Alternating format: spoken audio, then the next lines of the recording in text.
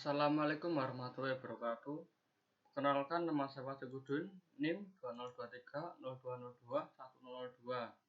Di sini saya akan menjelaskan materi pertemuan yang pertama, yaitu etiket di dalam lingkungan kampus. Yang kita bahas adalah etiket dalam berkomunikasi. Yang pertama, etiket SMS, email, chatting, menggunakan sosial media resmi, dan etiket bertelepon.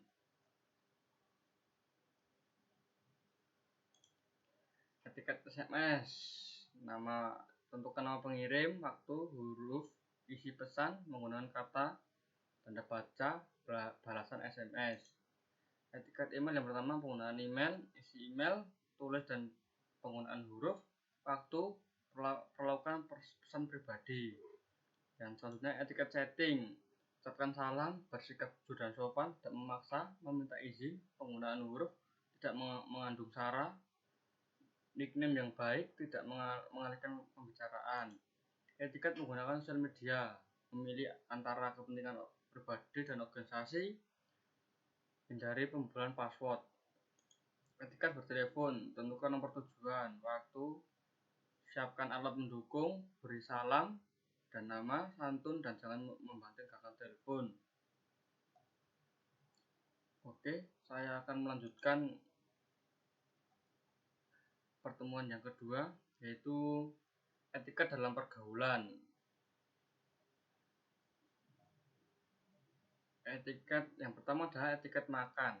Tata cara menggunakan tiga dan garpu. Yang pertama, yang kedua, makan dengan mulut yang tertutup saat mengunyah makanan. Selanjutnya, etiket memperkenalkan diri. Satu, menyebutkan nama dengan jelas pada saat memperkenalkan diri. Bersikap penuh percaya diri. Yang ketiga, jangan abaikan personal konteks. Dan selanjutnya, etiket menggunakan fasilitas umum. Yang pertama, etiket menggunakan lift, etiket saat di koridor, etiket berlalu lintas, etiket di area kampus, etiket saat di kantin atau restoran, etiket menggunakan tempat sampah, etiket menggunakan jasa angkutan umum.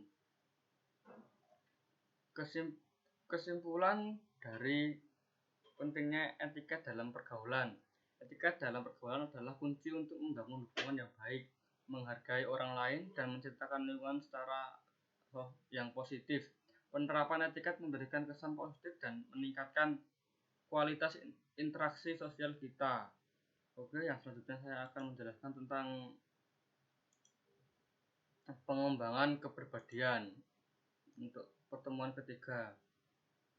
Pengertian yang pertama, pengertian konsep diri. Pandang individu terhadap seluruh keadaan dirinya sesuai dengan kondisi dan sikap positif. Dan selanjutnya, peran konsep diri. Yang pertama, membantu mempertahankan keselarasan batin.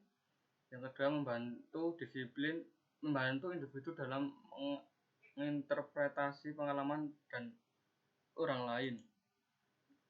Yang selanjutnya ada kepribadian. Karakteristik individu yang merupakan perpaduan dari sifat temperamen, kemampuan umum, dan bakat yang dalam perkembangan dipenuhi oleh interaksi individu dengan lingkungannya. Selanjutnya, karakteristik kepribadian. Yang pertama ada unik, yang kedua hasil interaksi dengan lingkungan, yang ketiga relatif permanen. Dan selanjutnya ada upaya pengembangan kepribadian agar merasa tentram dan nyaman baik dengan diri sendiri maupun dalam berinteraksi dengan orang lain. Dan selanjutnya ada upaya pengembangan. Yang pertama, banyak membaca dan belajar tentang pengembangan diri. Yang kedua, menyusun rencana yang jelas untuk pengembangan diri.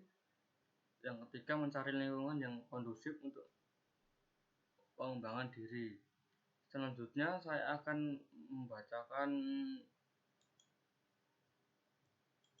pengembangan kepribadian untuk pertemuan yang keempat. Yang pertama ada mengenal kepribadian. Untuk mengenal atau mengetahui kepribadian saudara dapat mengukur melalui self assessment untuk memahami sifat-sifat, karakteristik, dan perilaku saudara. Upaya pengembangan kepribadian. Yang satu, mengenal kepribadian. Yang kedua, banyak membaca dan belajar tentang pengembangan diri. Yang selanjutnya, bakat dan minat. Bakat atau aptitude, istilah dalam bahasa Inggris, dipandang berperan penting dalam mendukung kesuksesan seseorang. Bakat bakat adalah faktor bawaan yang aktualisasinya memerlukan lingkungan yang tepat agar berkembang secara optimal. Yang kedua, selanjutnya jenis-jenis bakat. Yang pertama penalaran visual, yang kedua penalaran numerik, yang ketiga analisis verbal. Minat, yang selanjutnya adalah minat. Minat dalam konsep psikologi pada umumnya didefinisikan sebagai kecenderungan yang ada pada individu untuk tertarik atau menyenangi suatu objek. Yang selanjutnya, menurut Powell terdapat 12 minat bidang pekerjaan antara lain outdoor, mekanik, komputasional, keilmuan, persuasif, arsitek, literary, musikal, social service, clerical, praktikal, medikal. Selanjutnya ada udah habis. Oke, yang selanjutnya saya akan membacakan presentasi dari kelompok 5, pertemuan 5, yaitu membangun kepercayaan diri.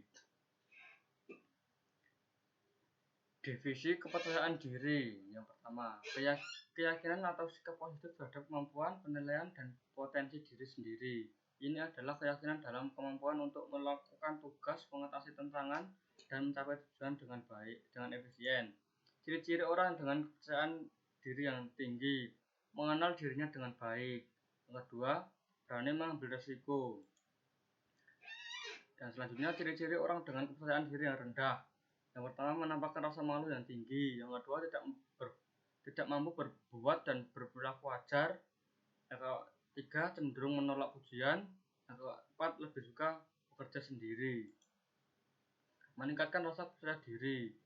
Yang pertama, mengenali diri sendiri secara baik. Yang kedua, belajar masuk dalam pergaulan. Yang ketiga, belajar untuk mengambil risiko. Oke, di sini saya akan menjelaskan pertemuan yang terakhir, mengelola waktu dan menentukan prioritas. Yang pertama ada manajemen waktu. Manajemen waktu adalah aktivitas memanfaatkan waktu yang tersedia untuk mencapai tujuan tertentu.